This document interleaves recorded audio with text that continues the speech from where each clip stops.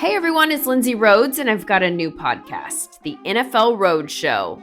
Fun and kind of nerdy conversation about the NFL every Monday, Wednesday, and Friday. I've got some amazing guests that are joining me. I'll be breaking the huddle with the top stories, previewing games. We'll get you set for the weekend fantasy with our Fantasy Friday episodes, and we'll answer some of your questions as well. So subscribe to the NFL Roadshow on Apple Podcasts, Spotify, or wherever you get your podcasts.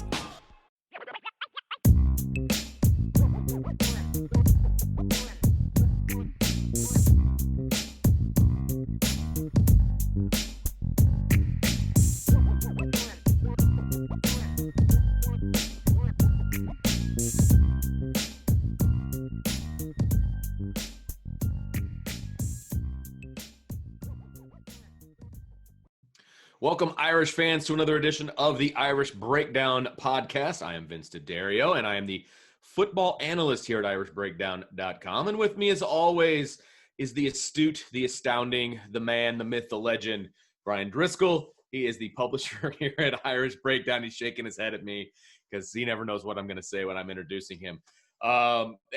People are going to think I'm making you say that. Always looking for a couple extra zeros in the paycheck, okay. Brian. Okay. So I do whatever I got to do. No, I'm just kidding. But I hope you had a Merry Christmas, first of all. Yes, I did. Yeah, this was it's always crazy. 5 kids at home. The gifts. It always amazes me what my wife is able to do and all the gifts that come flowing out the bottom of the Christmas tree. So it was a good day. Lots of happy faces, a lot of squeals of delight. So it was a good day for us. I hope it was a good day for you as well. Yeah, it was. And hopefully it was a good Christmas for everybody out there that's watching or listening to this podcast. So now it's Christmas is behind us. That means it's time to start focusing on New Year, right. Which the New Year means it's the college football playoff, which That's means right. Notre Dame versus Alabama. So I'm ready to rock and roll. Yeah, it's game week, and we want to make sure we kick things off the right way. And we're gonna talk some Notre Dame offense versus the Clemson defense today. Alabama. Now, wow. See, I'm still on Clemson. Woo! Thank you very much. Notre Dame, Alabama, and maybe I'm just, it might be just a case of this is going to be one heck of a matchup. You're still getting over that Clemson game. I know that's really sticking in your craw because that was a game that we both felt Notre Dame really had a chance to play well in and win, and still haven't gotten over that one yet. But yeah, it's time to move on to the Crimson Tide, who are it is going to be quite the matchup. But this is the matchup to me, Vince. This Alabama defense versus the Notre Dame offense. This is going to determine whether or not this is going to be a competitive game or not, and this is going to be the matchup that determines whether or not Notre Dame has a chance to pull off a monumental upset because you're not holding Alabama to 13 points. You're not going to beat them 12-7, like you did Louisville. You're not. This is going to be a game where if you can't score, it's over. You don't have a chance. Yeah. Your defense could play great and hold Alabama to 35 to 38 to 40 points. I mean, that's just how good they are. Well, I mean, they're averaging just under 50 points a game, I believe, offensively. We'll talk about the Alabama offense versus the Notre Dame defense in the next podcast. But this one, we're going to focus on the Alabama defense. And I think, just from watching film so far, of this matchup, of this Alabama defense, there's holes in this defense. I mean, there's ways for Notre Dame to score. The problem I see ahead of time, and we'll get into this more deeply, but can Notre Dame attack where Alabama is weakest, right? Can they think outside the box a little bit from what they've been doing to attack this Alabama defense? And that's the part that remains to be seen. But let's focus on this defense so far, Brian. This defense this season, they're not the ones getting the headlines, so far. It used to be Nick Saban's first few years in Alabama, it was the defense, and then the offense was just kind of there. They were the undercard. This defense is now the undercard. Kudos to Nick Saban for realizing that offense is now going to be the side of the ball that's going to win the championship for you. As you like to say, defense will get you to the show, but the offense needs to win you the championship. And Alabama has subscribed to that. There is no question about it. So this defense has taken a back seat, and they've taken a back seat statistically. They've taken a back seat as far as the powerhouse on this team. And there's some weaknesses here on this defense. What are your thoughts on this defense so far this season, through the regular season, through the SEC championship, and where we stand right now? Well, Vince, it's kind of weird. It depends on which part of the season do you want to talk about. Do you want to talk about the Alabama defense the first month when Ole Miss went up and down the field on them, made Notre Dame's performance against Clemson in the ACC title game look like a great one? That's how bad they hurt them. Or do you want to talk about how Florida put 46 on them, had over 460 yards of offense. Right. Both teams averaged over 7 yards of play. Do you want to talk about the first half of the Georgia game when Georgia scored 24 points in the first half during a stretch of the season when Georgia's offense wasn't that good? Or do you want to talk about the team that after Georgia and before Florida was holding opponents to under 10 points a game? If you look at the last 6 games of the regular season before the SEC title game, I think the number I came up with when I did the math was they were at about 8.8 points per game is what they were giving up. Now, you look at that part of the schedule, and it's a bunch of bad offenses. Sure. So it's kind of like, how good are they really? I don't think we really know the answer to that. The problem that I would say, however, is that when you look at it specifically with this matchup with Notre Dame is my concern, and we'll dive into this as we get into more specific matchups, is the things that have hurt Alabama this year. Notre Dame has the personnel to impact Alabama. But the scheme that Notre Dame has employed is not what has been something that has hurt Alabama. Yeah. And that's going to be the rub when you look at this matchup is Notre Dame going to be what Brian Kelly said a couple weeks ago? We are who we are on offense. Are they going to do what they did against Clemson, which is we're just going to do our stuff and hopefully it works? Or are they going to think outside the box and say, hey, we're a 19.5, 20-point underdog? We got to kind of pull out all the stops here, and we got to go at Bama, and we got to try to get creative and do what they should have been doing all season. It's interesting, Vince, because you talk about how Alabama isn't what they used to be, and you go back and look at that 2012 Alabama team, and that's a team that gave up 10.9 points per game. That year that they beat Notre Dame in 2012, they were averaging about 38.7 points per game. Now they're at 49.7 points per game, and they're at 19.5 points per game given up.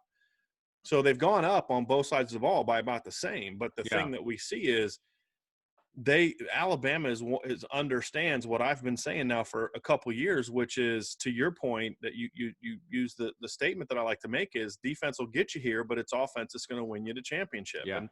And the only year we've seen defense really factor into a championship was the year that it was 2 SEC teams playing in the championship. And that was Alabama and Georgia, 2 teams that run almost the same exact defense. And we'll also get into that here in a little bit too. But, it's kind of funny. One of my criticisms of Brian Kelly for all the great things he's done at Notre Dame, and I feel like I always have to put that qualifier in there before you say anything critical of Brian Kelly or some people just lose their minds, is that he's been way too reactionary. And I think when, and I'm going to have an article coming up here about how Brian Kelly needs to kind of go back to his roots when he was at Grand Valley State. Because if you look at Grand Valley State's 2 best teams, and it was actually the 01-02 team, not the 2003 team that won a title. The 01 team was on pace to win a championship, and then their quarterback got hurt, I think, in the semifinals or quarterfinals of the national playoff, and they ended up losing the championship game. They averaged 50.5 points per game that year in 2001. They averaged about 46 the second year and that they won their first national championship.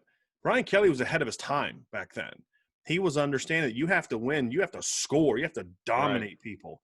Well, that's kind of what Bama's doing now. They had pretty good defenses back then with Chuck Martin as defensive coordinator, but they just overwhelmed people. And so when you look at this Alabama defense, they're giving up more points because they're on the field so much more. And because of offenses have changed as much as they have, them giving up 19.5 points per game this year is actually pretty good. 19.5 points per game back in 2012, it wasn't going to rank you where it does now. I mean, that's just it's just a different era. Back then, 19.5 points per game, that's a top 20 defense. And if you look at a lot of the teams that were giving up those kind of points, it was teams that were not Power 5 teams. Now Alabama's giving up 19.5 points per game. They're a top 20 defense. And so, it's just one of those things, Vince, where you're just teams can score now more. And Alabama understands that, and they've had to adjust their system schematically. And Notre Dame is still chasing Alabama what they were in 2012.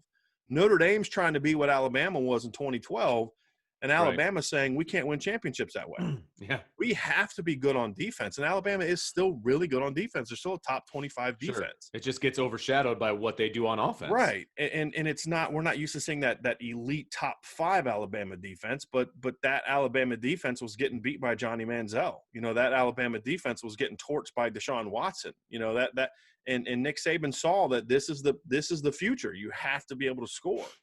And you look at how good Alabama was a couple years ago in 2018. You know, that was a really good Alabama defense in 2018, even after giving up 40-some points in the national title game to Clemson and 34 points in the playoff game to Oklahoma. That was a team that still ranked about 12th in scoring.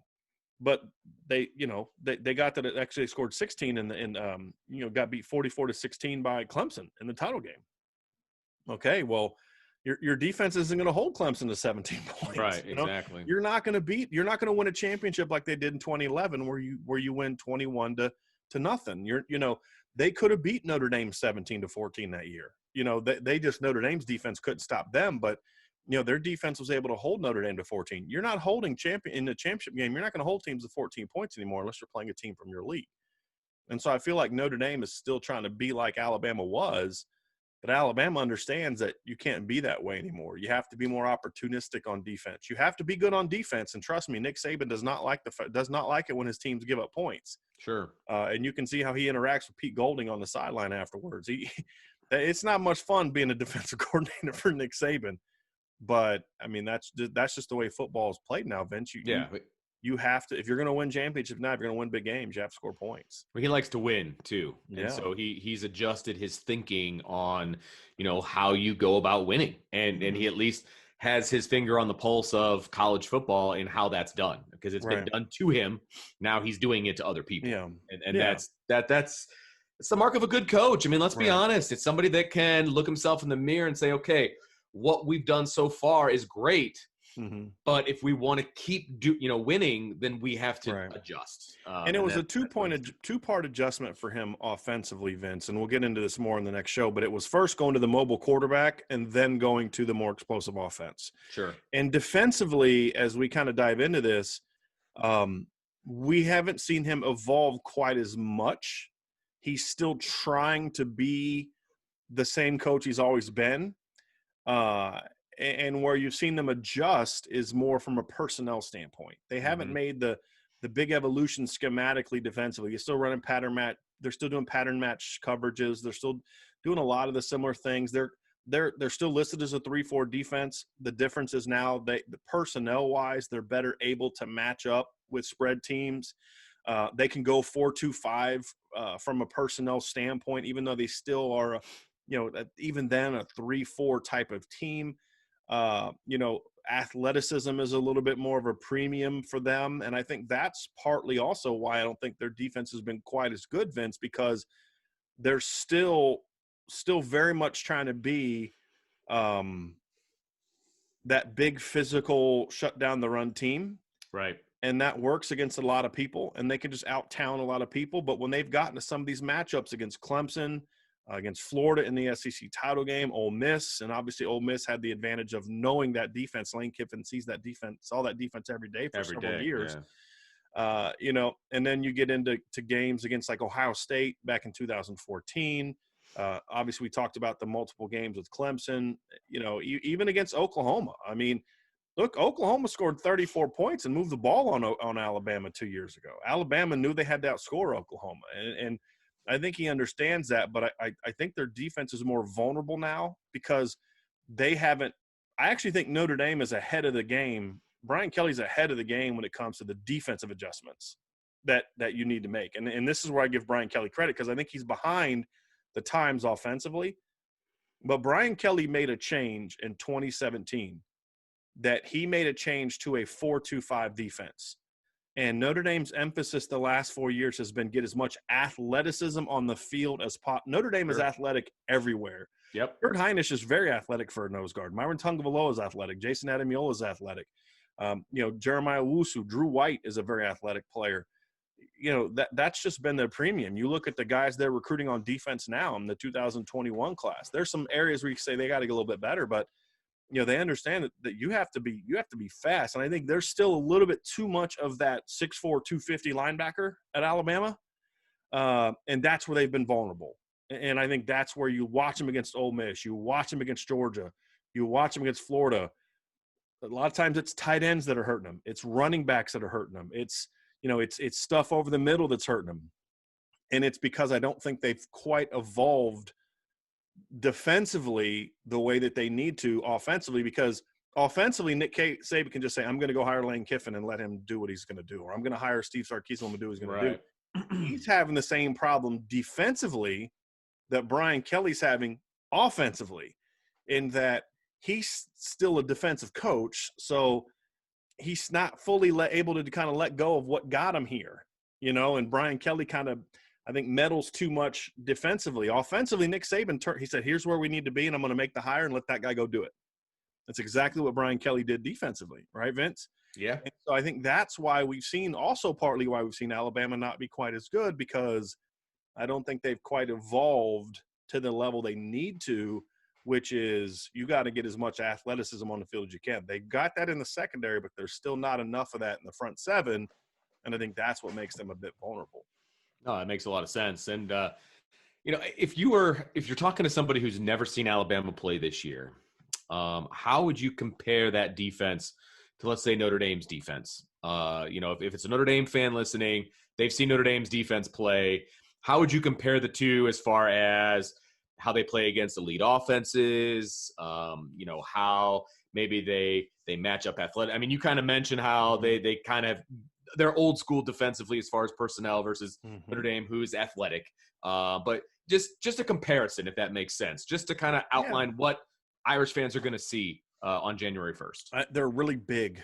They're still really big. I mean, you look at their ends. Again, they're a 3-4 team by personnel, what they call it. They do a lot of 4-down stuff. They do, but and even then, they're sort of like Notre Dame, and that's what I love about Mike Elko and Clark Lee's version of the 4-down, is because that drop end is still got his hand up, so it's so much easier to drop that guy into coverage when he's in a 2-point stance as compared to when he puts his hand in the ground. And so they have some of that flexibility, but they still treat that guy much more like a defensive end than Notre Dame does in their 4-down defense. So very big, very physical. You look at their linebackers. Their starting inside linebackers are 6'3", 240, 6'2", 232. Their backups are 240, 250. Their outside linebackers are 6'4", 250-pound guys. Their defensive ends are 285, 295. Their nose guards are 310, 320. They're still a big physical two-gapping team in a lot of instances on defense. And what we saw late in the year was we saw Alabama attack more. And I think the stat that I had this morning, and I should have pulled this up before we started the show, but I believe like the first 7 games, they had like 11 sacks. In the last 4 games, they've had 21 sacks. Ooh. They have heated it up a little bit, but again, part of that's because they've played teams that aren't very good.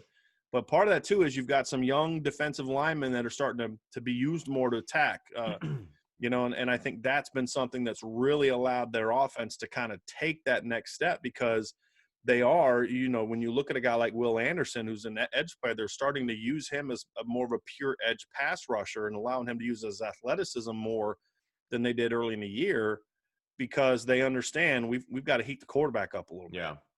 And I think that's where you've started to see them sort of get a little bit better as the season has worn on. But then against Florida, we saw that left them vulnerable to some big play opportunities, especially with the tight end. And of course, they have Florida has an incredibly good tight end. So you're going to see some things that remind you of what Alabama's always been. And that's kind of what I was talking about earlier, Vince, which is you're going to see some odd fronts, and you're going to see 3 really big dudes right up front. Right. And they're 295, 285, 5 techniques. They're big 320-pound nose tackle, 245, 250-pound inside linebackers. So you're going to see some of that.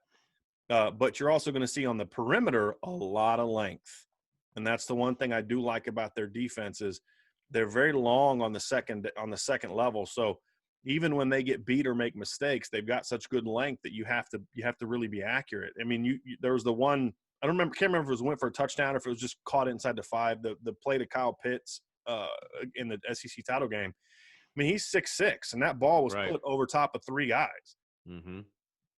There aren't a lot of quarterbacks that can make that throw, and there definitely aren't a lot of 6'6" tight ends that can make that play, So even when they're getting beat, there's still a margin for error that's very difficult to get to, which is why most teams couldn't get there. So even though I just talked about some vulnerabilities on the defense, you look at their results down the stretch, Vince, you're like, well, what are you talking about? Because in the last 6 games, they gave, this is a regular season, they get 17 points to Tennessee, 0 points to Mississippi State, 3 points to Kentucky, 13 points to Auburn, 17 points to LSU, 3 points to Arkansas. Well, I'll take that kind of underachieving defense every day of the week. Again, no doubt. Those were against pretty bad offenses, but this is a down defense for Bama. But still, for most teams, it's still a very good top 20 to 25 caliber defense. And it's young. It's got some youth at certain positions. And, you see a defense that kind of started to come into their own, getting Dylan Moses back. It took him 4 or 5 games to really get going after he tore his knee up. They'd missed the year before. Had a lot of guys, especially in the secondary, go pro. So it's not as good of a defense as it was the previous year, but, it's still a pretty good defense. Well, I want to jump into some specific personnel at each level of the defense, right? But before we do, we want to take a quick break here, and we want to hear from one of our sponsors, and that sponsor is Indeed. 2020 has already reshaped how we work, and it's almost over. Businesses across the globe are challenged to be their most efficient, which means every hire is critical, and Indeed is here to help. Indeed is the #1 job site in the world with more total visits than any other job site, and that's according to ComScore. Indeed helps you find quality candidates quickly so you can focus on hiring the person you need to keep your business going. And unlike other sites, Indeed gives you full control and payment flexibility over your hiring. You only pay for what you need. You can pause your account at any time, and there are no long-term contracts. And now, Indeed's new way of matching you with candidates instantly delivers a short list of quality candidates whose resumes on Indeed match your job criteria. You can contact them the moment you sponsor a job, making Indeed the only job site that can move as fast as you do. And according to ComScore, 73% of online job seekers in the U.S. are visiting Indeed each month. So it's clear Indeed can help you get the quality hire you need. That's why more than 3 million businesses worldwide use Indeed for hiring. Right now, Indeed is offering our listeners a free $75 credit to boost your job post, which means more quality candidates will see it fast. Try Indeed out with a free $75 credit at Indeed.com/Blue Wire. This is their best offer available anywhere. Go right now to Indeed.com/Blue Wire. Offer valid through December 31st. Terms and conditions do apply. Welcome back, Irish fans. Brian, you started to wet the whistle there a little bit when you started talking some personnel, and I want to dive into that because obviously there's athletic guys all over the place and big, strong guys all over the place on this defense, and I want to kind of take it level by level with this group so Irish fans understand what they're going to be seeing when they flip on the TV, or I guess they could be in person down there in Dallas. And if you are, congratulations. Yeah. I'm sure that's a pretty tough ticket to get right now. But let's start up front, Brian. Some defensive line personnel. Like you said, there's some beef there, and there may or may not be a matchup here that I'm going to be keeping my eye on, but we'll talk about that in another podcast. But I want you to kind of go over the defensive personnel up front. Yeah, like I said, it's a very big group. So you look at the 2 defensive ends that play a lot. It's LeBrian Ray at 6'5", 295. He's one of their 5 techniques. And Byron Young, who's 6'3", 292. Stephen Wynn, who Notre Dame tried to recruit a few years ago, 310 pounds at defensive end. Their other defensive end, Justin Aboigbe, 6'5", 285. Their backup defensive end, who's really he may not start, but he's their better end. He plays more. He gets more production. Christian Barmore is listed as a defensive end. He's 6'5", 310. Their third string strong side end is 6'5", 312. So 6'4", 312, excuse me. So, again, a lot of beef. And that's what I talk about. It's very much like Alabama used to be. It's just a massive defensive line. And they're big, they're physical. not a lot of those guys have been very good at putting pressure on the quarterback this year. And part of that's because LeBron Ray has been injured. He was a guy that I thought for a while there in his career was showing a lot of potential. It just never has been able to take off because he's just been banged up a lot, and we haven't seen his game evolve to that level. Justin Oboigbe is a guy that was a 5-star recruit coming out of high school. He was a big recruit for them. He has a half a sack this year in 11 games. He hasn't really, kind of seen that jump that you'd expect. But then, you look at Christian Barmore, and I wrote about him this morning on Irish Break, or actually it'd be Saturday morning at irishbreakdown.com. And he's a 6'5", 310-pound guy that's got 6 sacks. And so he's a beast. He's a handful. And so there's some size there. That's what I think has helped them against the run. I think teams that have been successful running on them have been teams that can kind of run right at them and be quick with it, because they got those big guys, and, you need to hit those holes quickly, because if you let those big guys kind of get that push going, there's going to be nowhere to go. And they're really rangy and athletic. I think their safeties and different players struggle with some run game stuff. We'll get into that, or some coverage stuff, but they're really good at the run game. So they're going to try to funnel you back into those big boys. And that's where I think they're really good, is they can be really physical against traditional offenses. And that's my concern with Notre Dame, is if Notre Dame was running an offense like Ole Miss in Florida, mixes up tempos, play actions, spreads the field, takes some shots, really aggressive team, I'd say, boy, Notre Dame's got the personnel to give Alabama a lot of problems. The problem is Notre Dame is still trying to run the traditional old school, 2 tights kind of power offense. That plays right into Alabama's hands. That's where Alabama's wheelhouse is with their front 7, Vince. Yeah. Is that big physical front 7. And when you start going 2 tight end personnel all game and putting your guys in wings, you're fitting into it. And we've seen this with Georgia. The last 2 times Notre Dame's played Georgia. Who's Georgia's head coach? It's Kirby Smart. Where did Kirby Smart spend most of his career? Learning under Nick Saban. You see, it's almost the exact same defense. Now, there's some personality differences with the schemes, but it's very similar. The things that Georgia did the last 2 times Notre Dame played them gave Notre Dame a lot of problems. Those pre-snap line shifts where the line will start kind of off center and like an odd front, and then right before the snap they switch to an odd front, or vice versa. They start off in an odd front and shift to an even front. An odd front is essentially where it's a 3-man line. You have a nose tackle and then 2-5 techniques. Even front is more of what you see from a traditional 4-down team like Notre Dame. Notre Dame doesn't do a lot of odd front now, but they did a lot of odd front back with Bob Diaco, just to kind of give you guys some understanding of the difference in that football term. But that really gave Notre Dame's offensive line a lot of problems, Vince, against the zones, because, you think you got your count. I'm the center, you're the guard. We're working against this nose tackle. We're going to work with him up to that backside backer. Well, then right before the snap, they shift, and now he's gone. Well, now what do we do? Now you're working with the backside tackle. Now I got to work with the frontside guard.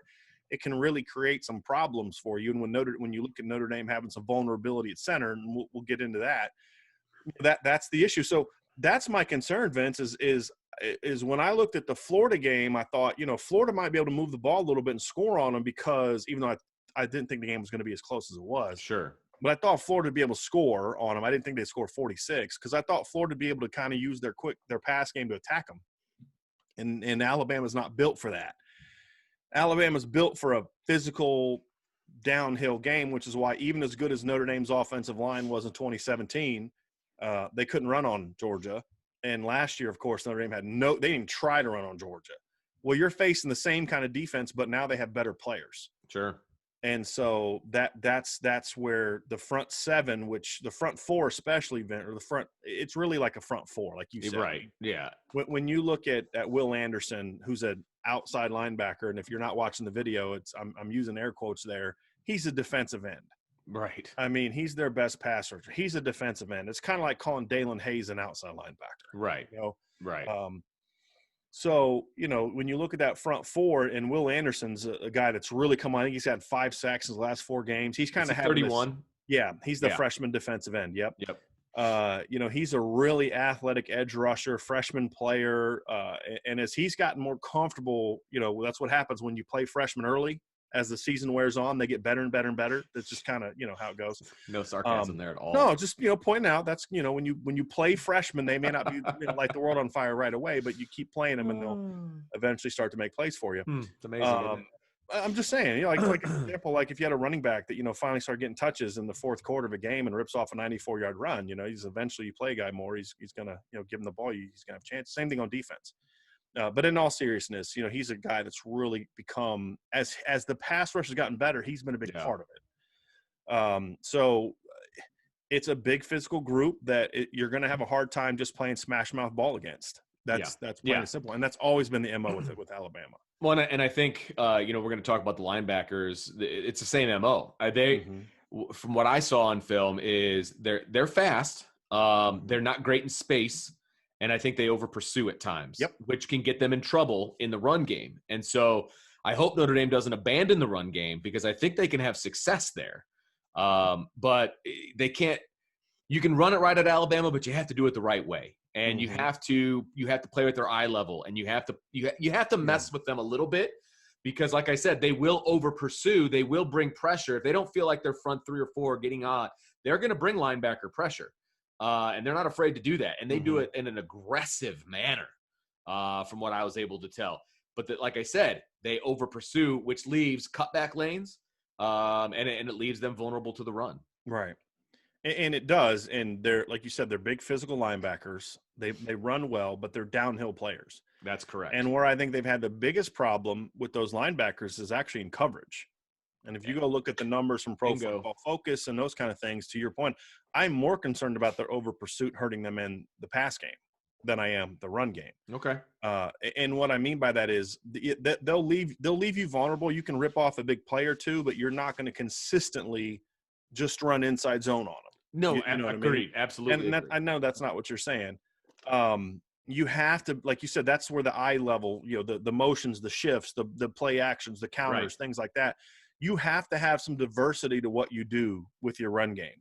Yep. If they start getting a read on you, you're done. It's over. And again, that's the problem with Notre Dame. What's been my complaint for 3-4 games now is the other teams know what's coming now. And what was the thing that Alabama was saying after the 2012 game against Notre Dame? We knew what was coming. They were calling plays out during the game. And that's been the problem with Notre Dame's offense. And it's been that way for a while, is they get very predictable. I don't know if they're not doing a great job of self-scouting or what, but it's kind of like, hey, and Brian Kelly says it all the time. We are who we are, to a fault at times. Right. And so that's the concern. Now that doesn't mean they have to be that way against Alabama, Vince. And I think the point is, to your point is, there's some vulnerabilities there that if Tommy Rees can really keep Alabama on their toes, this is a front 7 that can be taken advantage of. And it's almost kind of like, because they do have that big physical front 7, as we talk about the linebackers, you look at Christopher Allen, who's one of their outside linebackers. He's more of a strong side guy, 6'4", 250. Christian Harris, 6'2", 232. Dylan Moses, 6'3", 240. They're big. They're tackle-to-tackle guys. They want to play in a box. Absolutely. And that's where they want to spend their time. And so when you've seen teams like Ole Miss that can get so Ole Miss did sort of a reverse game plan. Traditional football is this: you run the ball effectively to set up the pass game. Well, to have success against Alabama, I kind of feel like you have to go in reverse order. You have to do some things throwing the football effectively that are going to then set up opportunities for you to then hurt them with the run game. Sure. We saw Clemson do that to Notre Dame in the ACC title game. Absolutely. Notre Dame or Clemson used their quarterback runs, but they used their perimeter screens. They used their bootlegs, their half rolls, their play actions first. Then that softened Notre Dame up. They started having more success running the football. You kind of have to do a similar thing. So, early in the game, go with your 3 tight end set on the first couple plays of the game, but throw out of it. Like they did. What game was it that they came out in the 13 personnel, but they threw almost every single down? Georgia Tech, wasn't it? Was that? I think so. It was on the road, and they came out in the 13 personnel, and Ian Book had a great first series because they just kept throwing the ball to those tight ends, and it was one-on-one coverage, I believe, on Javon McKinley on the outside, and so might have been Pitt. It was one of those two. One of those ones on the road. But anyway, I love that, and one of the things that I think Notre Dame has struggled with is, like I said earlier in the podcast, is thinking outside the box. And an example of that is this. I was watching the Georgia-Alabama game, and I believe it was Georgia's second touchdown. What they did is they lined the running back, James Cook, at number 4. They lined him up outside as an outside wide receiver. And I can't remember if it was a trips formation, but he was the outside receiver. Three receivers that side. And they didn't put him in motion, did they? They just lined him up. And across from him was a linebacker. It was Christian Harris. It was number 8 for Alabama, and it was man-to-man coverage. And they purposely went to that formation to get that matchup. That's it.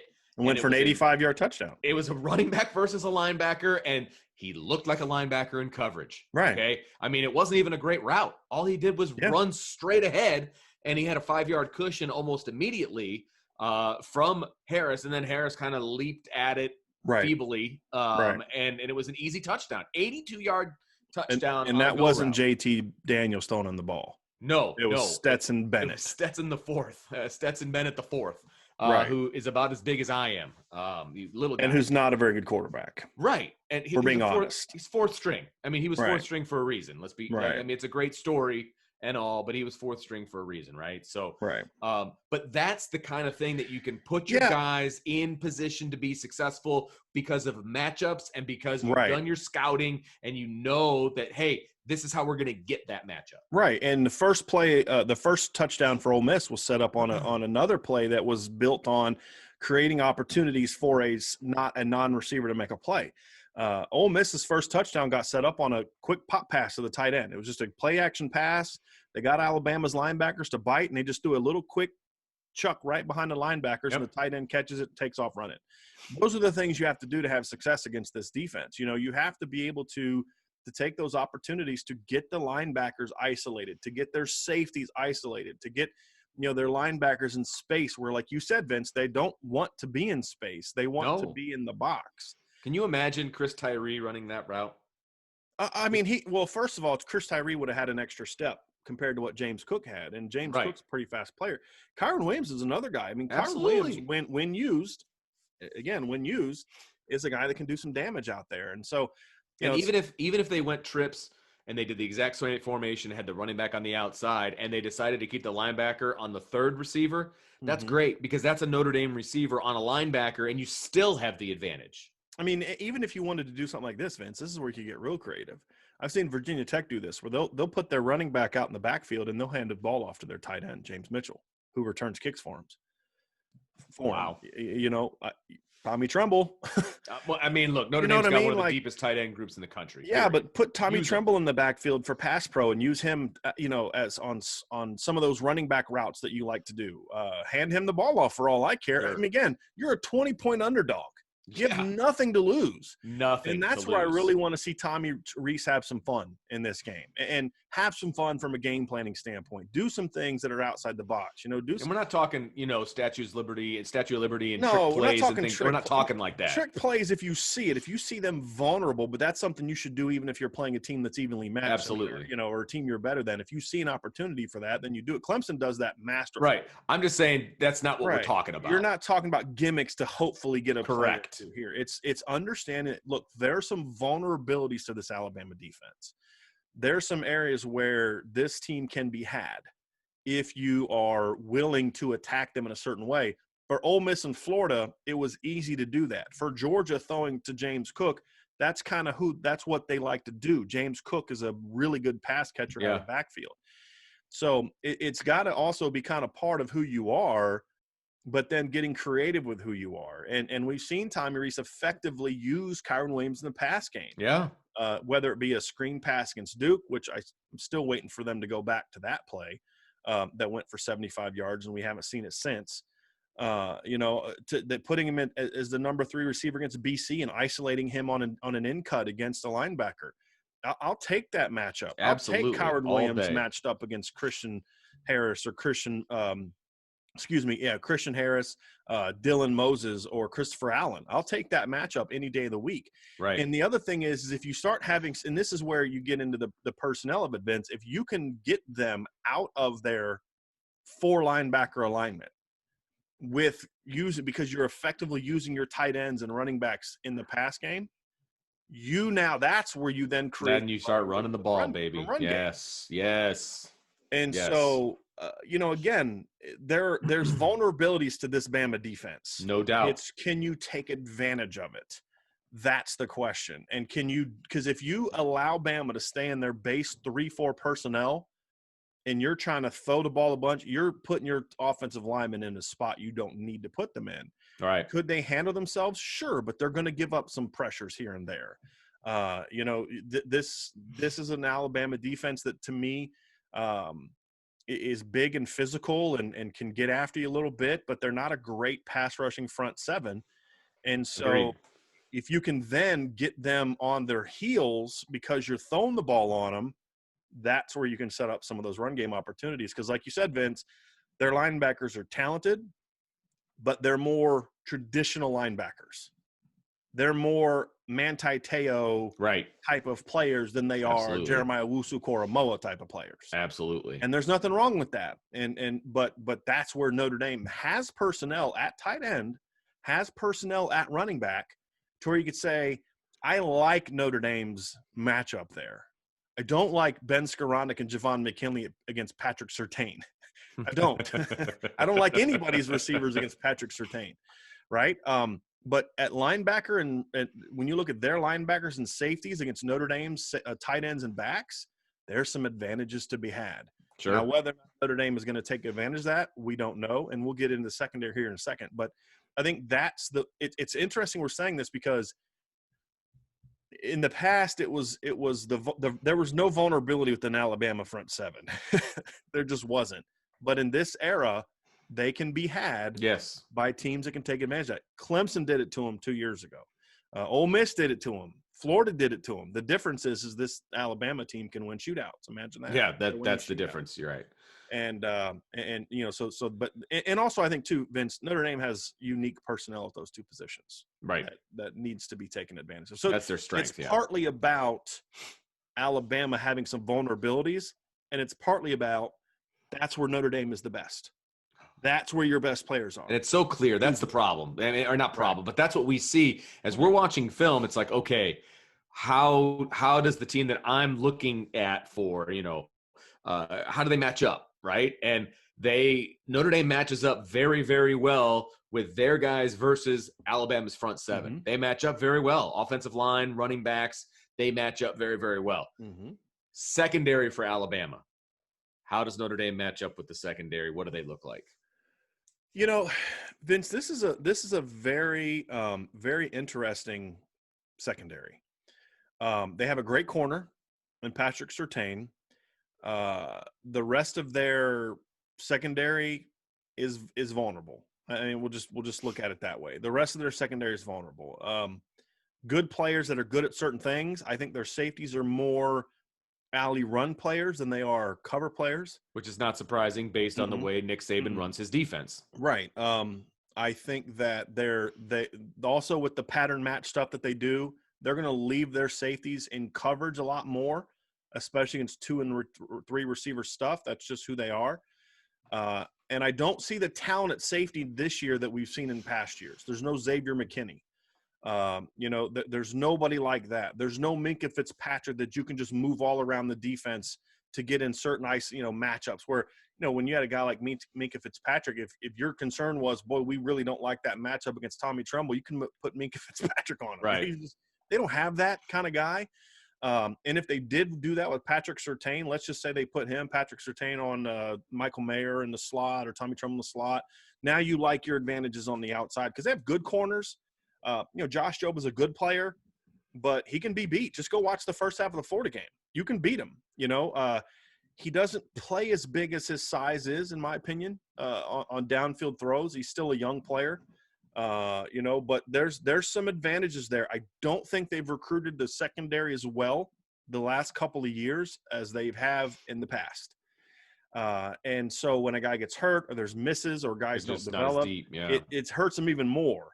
And so I think there's some vulnerabilities there. Malachi Moore, who if you can get Malachi Moore on the field and get one of their linebackers off the field because of what you're doing with your offense, that's an advantage for Notre Dame.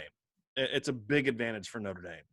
And so it's just more reason why that other stuff is so important, because Notre Dame has to be in a situation where they're able to take advantage of the Alabama safeties, because their star, Patrick Surtain, is awesome. Great player, physical, should probably get called for about 2 or 3 pass interferences a game.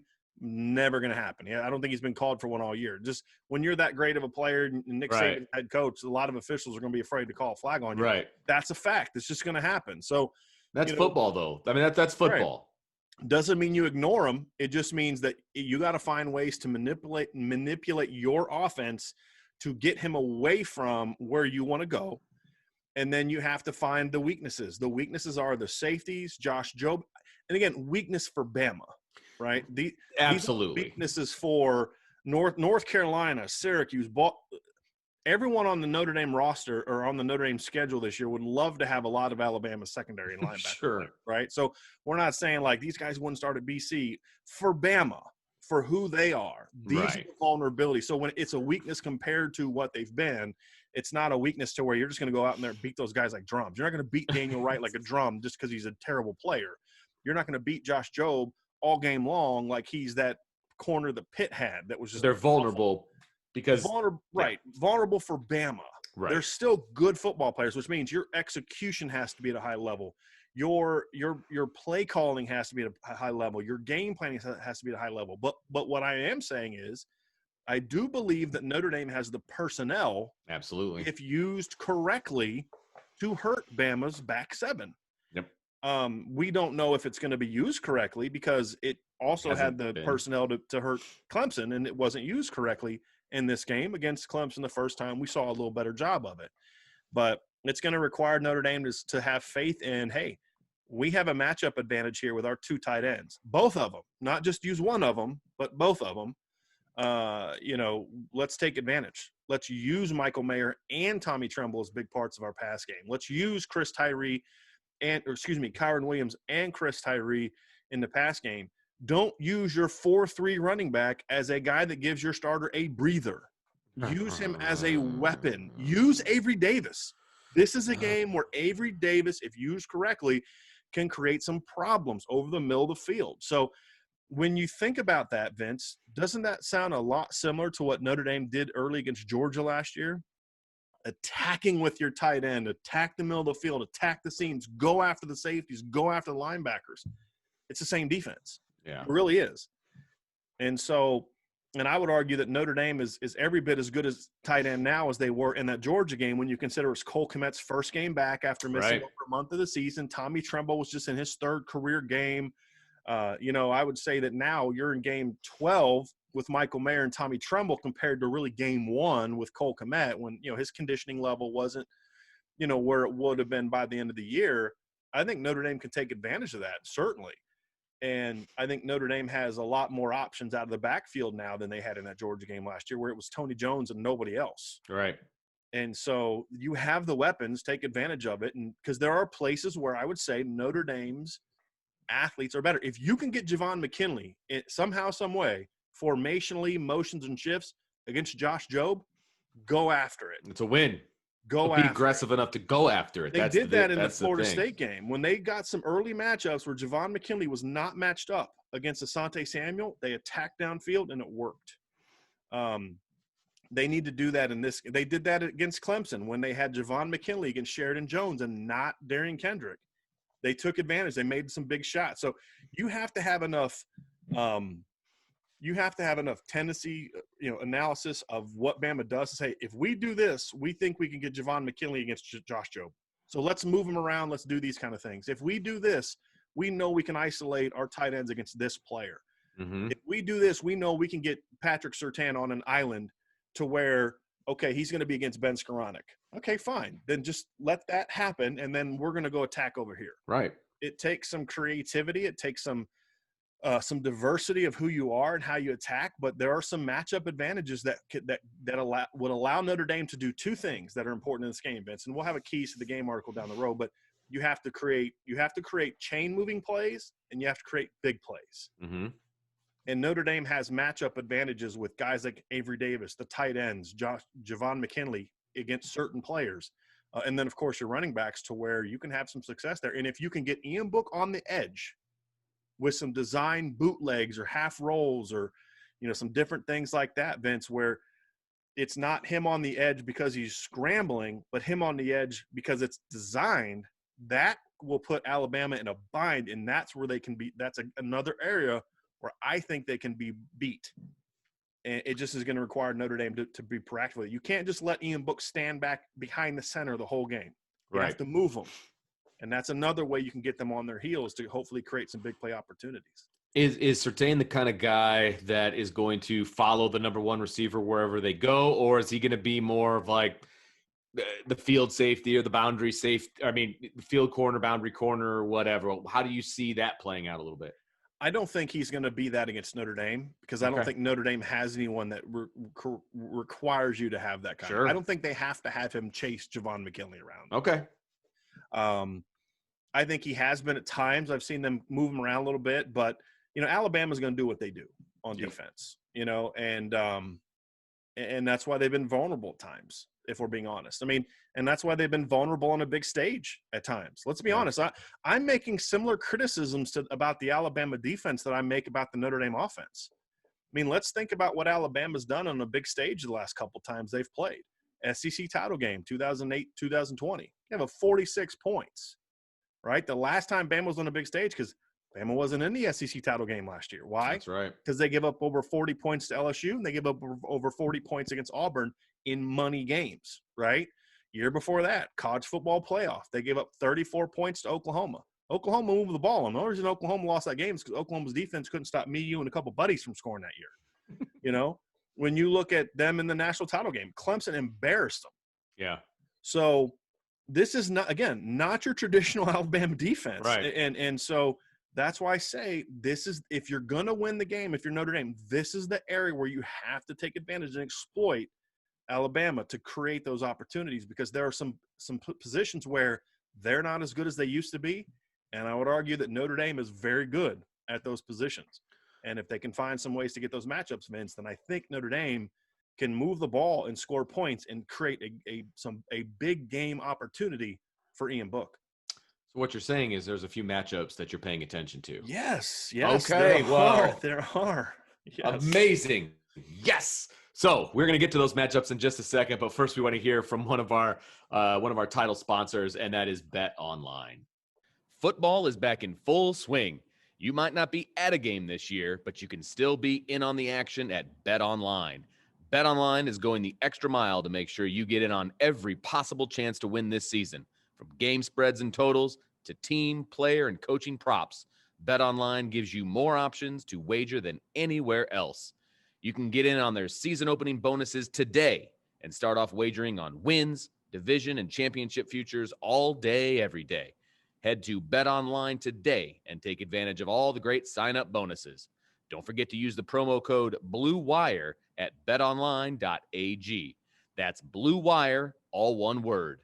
Bet Online, your online sportsbook experts. Hey, Irish fans, welcome back. It is that time. We are going to give you some of the matchups that Brian and I are going to be watching on January 1st when Notre Dame lines up against Alabama.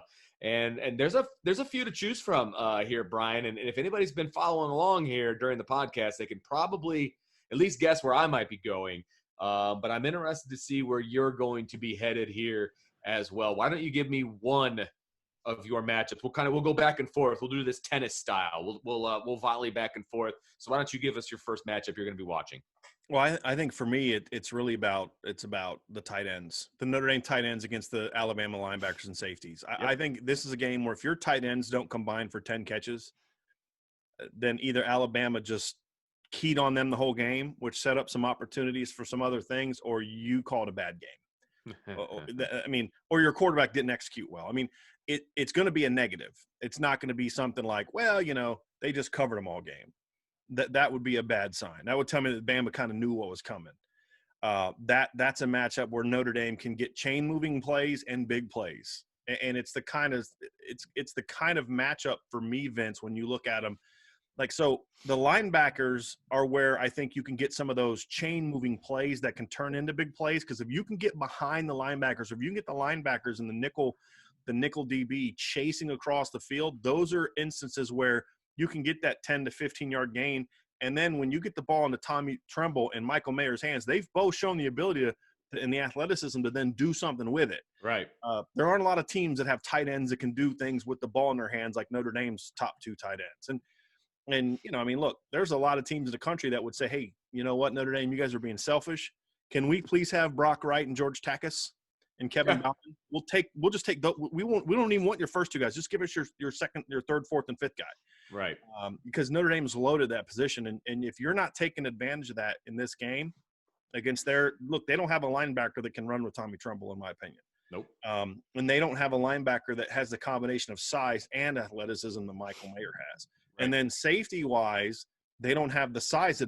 Size-wise, you've got to take some shots to Michael Mayer and Tommy Tremble down the field. Even if they're covered, understand that if they're in a one-on-one, they're open. Give them a chance. Right. And I think that's a matchup where if Notre Dame can take advantage of that, especially early, then that's going to open up things up, man. Yes. Things run game wise, matchup wise. Now all of a sudden, Avery Davis, I'm loving that matchup. If you get the tight ends going early, and then Alabama's got to really start doing to him what Georgia did to Cole Kmet last year. What did Notre Dame start having? You had an outside shot one-on-one to Lawrence Keys. You had some outside shots in the second half to Chase Claypool that they finally started throwing. When the game was when they started getting down. There's some slot opportunities that Chris Fink didn't take advantage of that I really like Avery Davis to be able to take advantage of. So, but it all started with Notre Dame coming out early and getting Cole Kmet involved in the offense. And it's going to be a similar thing now, except now you got 2 of them. Yep. And I think that's where I think that, I mean, that's matchup number 1. Like for me, I didn't want to go the coordinator route because we've done that one before. I've made that very obvious. Tommy Rees has to have a great game. This is a great opportunity for Tommy Rees to show that, hey, this is why I got this job. Sure. But if he's gonna show that, it better have the tight ends being a big part of that game plan. Well, I hate to say you stole my thunder, but I don't know if you can see that. Tight ends versus Alabama linebackers and safeties. Well, then you should have gone first. You're hosting the show. You could have gone first. Well, I wanted to give you, the layup. But I mean, come on, that's got to be the most obvious thing on this side of the football that we're going to be watching. I mean, I'm not in any way surprised that we both had that one. Right. And I mean, you outlined it perfectly. But there's a serious mismatch. Mismatch there that favors Notre Dame. And if they can go to them early and often, you're right. It's going to open up the run game.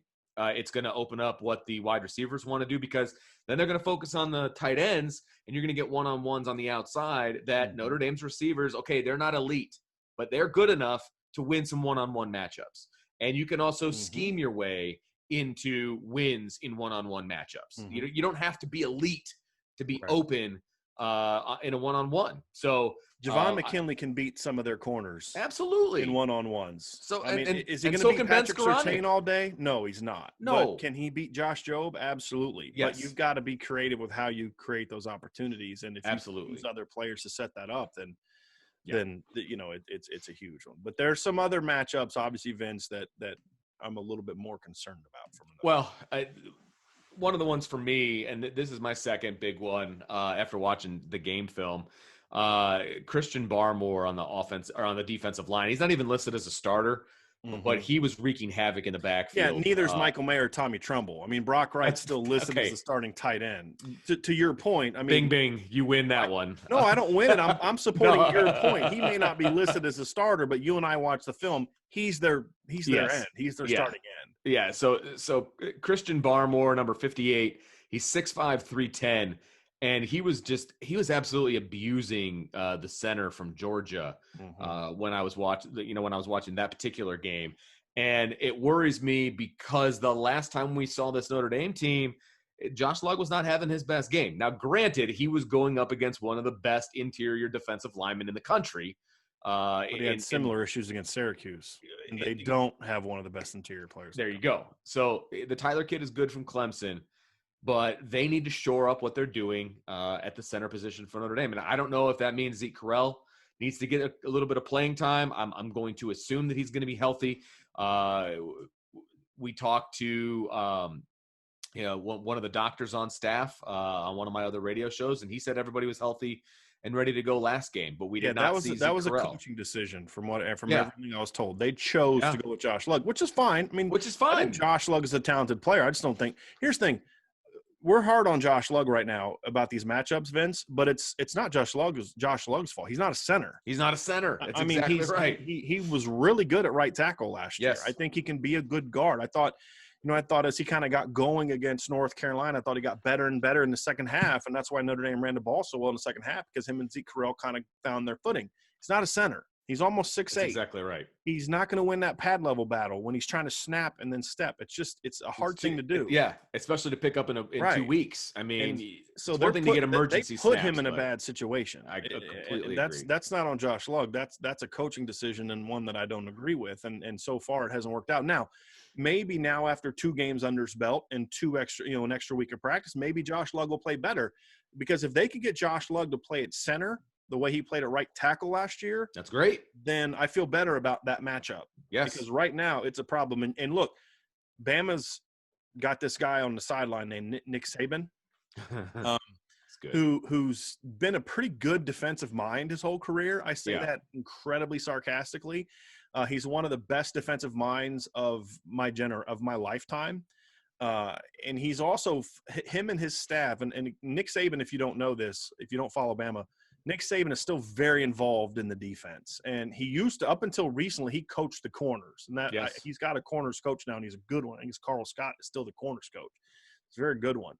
But he's still heavily involved in the defense. And one of the things that's always been so good about Nick Saban is he's going to find your weak spot. It's like that scene. Yep. You remember the scene in Waterboy where they're going for the onside kick, and the kicker's looking around. He's like, oh, there's my, you know what. You know what? Yeah. That's kind of how Nick Saban and his staff break down film. Like, that's the matchup that we can exploit. That's their weakness. That's where we can take their heart. Oh, and they do a great job of that. So they're going to watch the Clemson game. They're going to watch the Syracuse game. And they're going to say, these teams just attack Notre Dame right up the middle and forced everything outside. And it threw off the time. I mean, Notre Dame can never get into a rhythm offensively against Clemson because they just kept coming right up the middle, whether it was with linebackers coming on blitzes or whether it was the defensive lineman. Notre Dame lost the battle up in the middle. And you, Vince, you're an offensive coordinator. You were one for a long time. I've called plays. You and I both know if you're getting your butt whooped right up the middle, it's not a whole lot you can do. There's not a lot of buttons you can push unless you got Michael Floyd playing boundary receiver and Will Fuller playing X receiver, and you've got Cole Kmet or Michael Mayer, Tommy Tremble, or Tyler Eifert, kind of in the slot at tight end. Unless you just got dudes across the board, if you're getting your butt whooped up the middle in the A gaps and B gaps, there's not a lot for you to do. Yeah.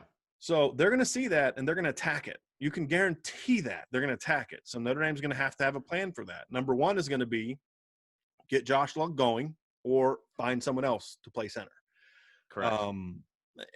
And I don't know what the answer is. I'm not at practice, but what I know is what we saw in film at center the last 2 weeks is not good enough to beat Bama. Correct. And so now that doesn't mean that I'm saying bench Josh Lugg, because like I said, we've seen Josh Lugg play really good football before. Correct. Not at center. Maybe now in game 3 he's going to be a lot better. Hopefully he is. But to your point, Vince, that's the matchup that is going to be there. I wrote about Christian Barmore in my defensive players to know list, because the same thing you said, they're going to use him to attack the A gaps. Well, and listed as a defensive end, but you and I both know he's not rushing off the edge. Right. And it's the same way. If Notre Dame can get the tight ends going, that opens up everything else. Yeah. If Alabama can dominate the inside, that opens up everything else they want to do defensively. I mean, that's the crux, the apex of what they want to do defensively. If they can start disrupting things up the middle, that's going to mess up Notre Dame. And then now Alabama can do all kinds of different things defensively. So that's can chase to the perimeter. They got range at safety. They got range at linebacker. If this is an East-West game for Notre Dame, They They're in got trouble. no chance. Yeah. Because again, East-West can be good. I mean, if you're hitting East-West because you're hitting those cutback lanes, that's good. But the point is, you're not hitting those cutback lanes when you're getting beat up the middle, Right. right? And that's the point. And so when we mean East-West, we're talking about trying to outrun them to the sideline, not run a buck sweep where you're looking to get a vertical insertion. A sideline to sideline game. Yeah. Right. It's just not going to happen, especially not with your run game. Right. So you have to dictate early on that inside-outside balance if you're Notre Dame that allows you to do that. But honestly, Vince, no matter what you do game plan wise, if you're not getting better play up the middle than what we saw the last 2 games, it won't matter. Nope. Agreed. Give me another matchup you're keeping an eye. Those are my two big ones. I think the biggest one is finding ways to get shots down the field against Josh Jobe. I mean, again, Josh Jobe's a good football player, and there's a lot of teams Notre Dame played this year that we would love to have Josh Jobe as their other cornerback, but he's not an elite corner, at least not right now. He's a guy that can be beat. You've watched film. I've watched a lot of film. He's a guy that can get beat at times, and he's not a guy you're going to beat constantly, right? But he is a guy I think you can hit a couple big plays on, and you have to take those chances. Look, Vince, this is going to be just like it was against Clemson the last 3 times they've played. In those games, and I said this back in 2018, we said it before the November 7th game, we said it before the ACC title game. You're going to get about 5 or 6 chances for big plays in this game, and you have to hit on over half of them. That's the key. It's not you have to find those spots to hit because you bang your head against the wall over and over and over. But then if you find that spot where you can hit, that's the difference in the ball game. McKinley didn't catch 12 deep balls against Clemson. He hit 2. But those 2 were big because they set up other things. And so that's the thing that Notre Dame's going to have to do is they're going to have to find ways to get Javon McKinley, Braden Lindsey, if he's healthy. I don't know. I mean, at this point in time with Braden Lindsey, I'm not depending on him for anything. But if he's healthy and doing well in practice and showing the burst that he had before the hamstring, which we haven't seen him do it all year. Right. But if he is healthy, I mean, who knows, whether Joe will – I mean, I don't know who it is. I think, first of all, it has to be about Javon McKinley. Sure. It has to be about – that's your best receiver. When your offense was money this year, it's because Javon McKinley was going off. Go back and look at Notre Dame's best offensive games all year. And in those games, there's one constant theme. Javon McKinley goes off. Yeah. Look at games where the offense has struggled or sputtered. And what is it? Javon McKinley's not getting the ball. So you have to realize we have to get Javon McKinley going. Mm-hmm. There's a matchup that we can do where we can maybe get 2 or 3 shots down the field. And if we can create 3 vertical shots, and if Javon can catch 2 of them in a matchup against Josh Jobe, then you take your shot. And absolutely. And honestly, I wouldn't mind them taking a shot against Patrick Surtain early with Javon McKinley. If you get him in a one-on-one, Ian, drop back and launch that sucker, throw it outside, give Javon a chance to play, because that's the kind of mental thing, Vince, that that. Oh wow, they're not afraid to go after me. Whoa, and Javon just beat that dude. That's like, hey, if we can beat their best player, then what can we do to these other cats? And so that's why I say you don't want to make a living going after Surtain. You don't, because he will beat you more often than not. But if there's a way early in the game to get Javon in a one-on-one, or even a Michael Mayer in a one-on-one. Sure. Tommy, I don't care who it is, but one of your best players. That means Mayer, Tremble, or Javon McKinley. Take a shot. First or second down shot. 2nd and 2 shot. Something like that, where you say, hey, we're not afraid of you. We're coming at you. Because even if it's incomplete, you look at it and say, hey, we're coming after you. We're not afraid of you, Alabama. We're going to come after you. And I think that's the kind of mindset you need to establish in a game like this. And so I think that's the other matchup for me, Vince, is you mentioned Ben Skoranek. I think Ben Skoranek is a complementary player. I don't think he's a guy that creates a matchup advantage, not the way that they use him. If Notre Dame used him like I think they should, and he's going against linebackers and safeties at times in the slot, I'd feel good about that. But we've never seen Notre Dame use him that way. Yeah, you're right. So if they did, great. You can add him the same way you talk about the tight ends. But the perimeter guy that I think gives them problems is Javon McKinley. And I think – I don't say problems, but he's as good as their other corners. And he's big enough and good enough. I mean, he got one shot to beat Caleb Farley, who everybody's talking about being a first-round pick from Virginia Tech. He got one shot down the field against Caleb Farley last year, one, and he caught it. He beat him. He beat Asante Samuel down the field for a big play this year. I mean, not all of his deep shots against Florida State were big plays. Devon McKinley's a really good football player when you give him a chance. Yep. And Notre Dame didn't give him a chance against Clemson. They got to give him a chance. And Ian Book has to say, okay, yeah, Patrick Surtain is right in Javon's hip. Throw it up. Let him go make a – and if it's incomplete, it's incomplete. Right? That's a low interception type of route. A back shoulder deep ball, unless you throw it terribly, is not a ball that's often going to get picked off. So take the shot and give your guy a chance to make a play. And if he makes it, it's a momentum changing play. If he doesn't make it, it's 3rd and 2 or 2nd and 10. And you come back at it. So sure, for me, that's the third matchup, Vince. That I'm curious, because again, they're gonna have to make some plays on the outside. They're gonna have to. And how are you gonna do that? Is gonna go a long way determining whether or not Notre Dame can stay in a shootout with this game, because it's gonna have to be that. You're not winning this game 21-17. If you only score 21 points in this game, you're getting blown out. Yeah. You just are. Yeah, no, I agree. And to come full circle on that thought, this is the side of the ball that's going to make or break this game. I mean, the Notre Dame defense, while they did not play exceptionally well against Clemson the second time around, they still held them to 2 touchdowns below their average.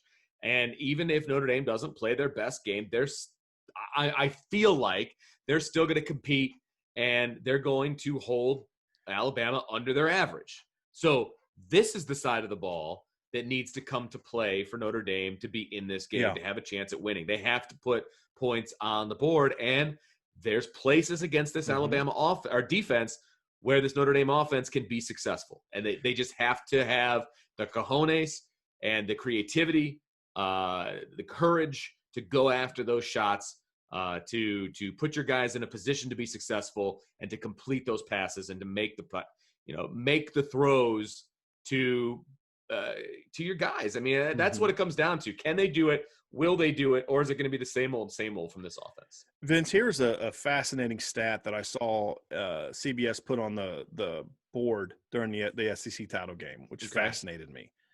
Since being held to 16 points in the 2018 title game against Clemson, it's in the 2 years since. So what are they now on? They played, 13 games last year. So 24 games since. They have not been held below 35 points once. Jeez. They've only scored in the 30s, by my count, the last 2 years. They've only scored in the 30s 4 times. They're going to score. Right.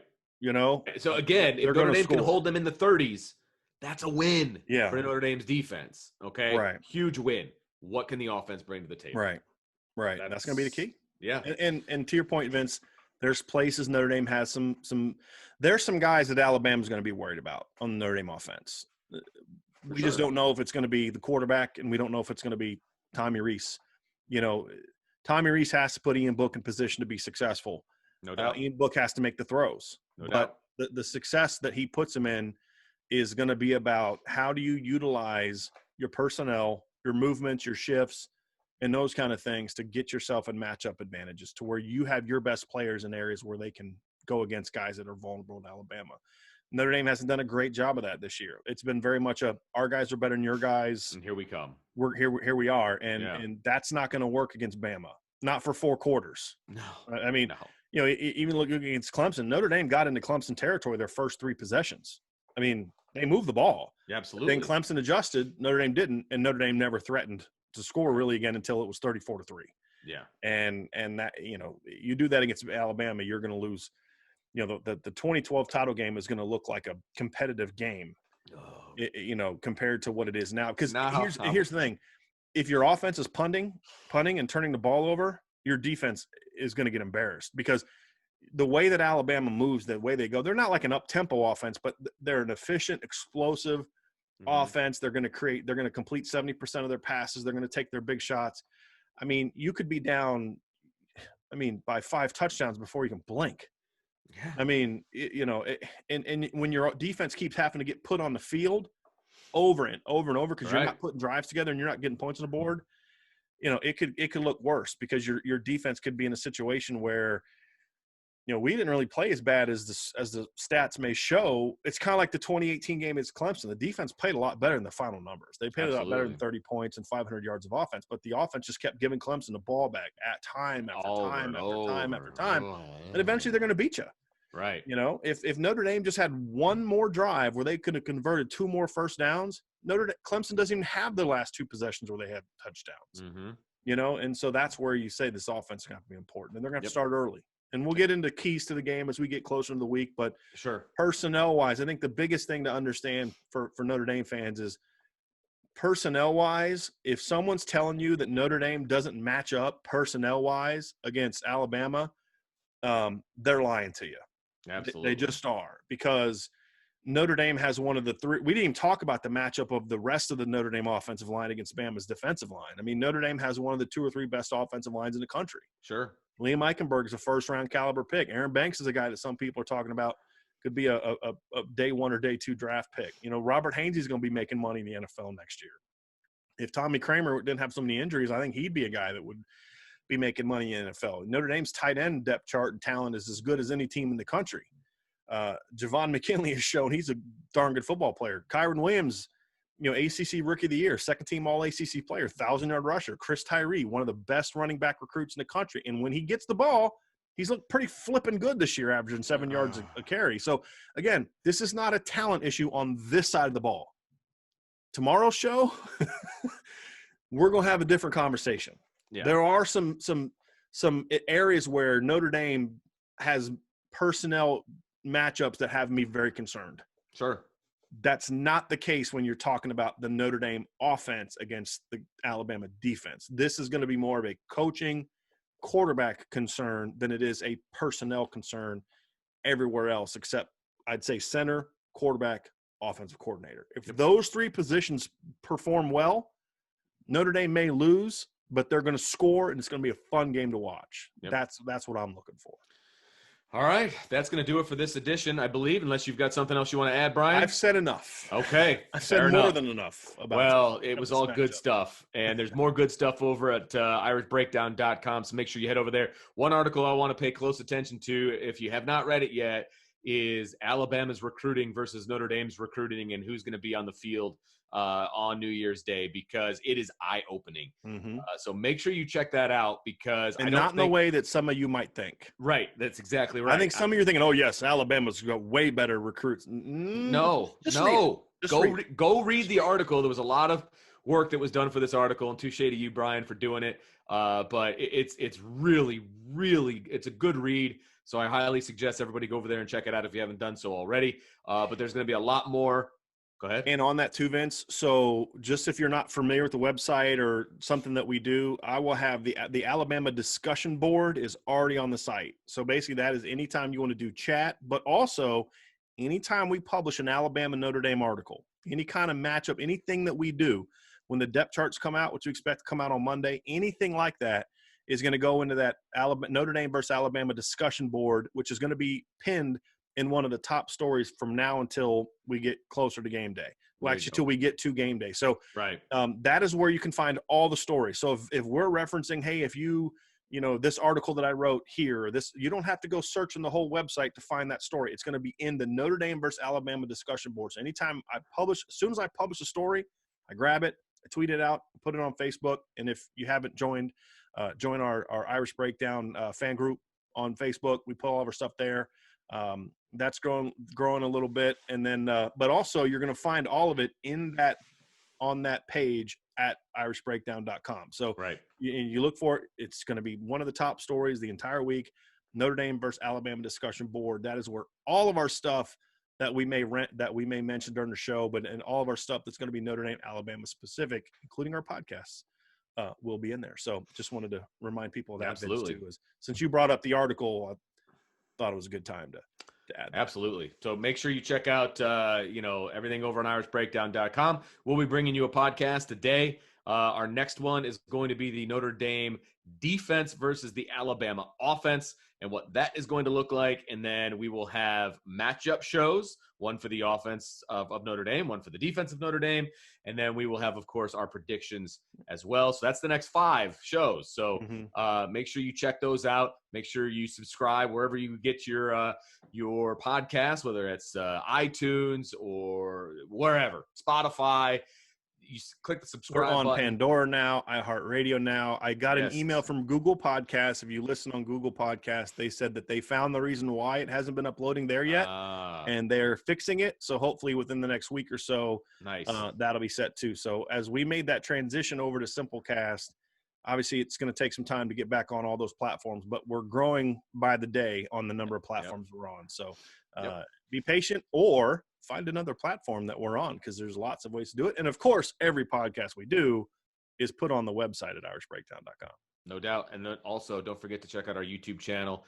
Select podcasts, go up there and hit the subscribe button so you can be notified when one of those goes up as well, if you want to see our smiling faces as we go through these. So with that said, for Brian Driscoll, I'm Vince D'Addario, and we will talk to you next time on the Irish Breakdown Podcast.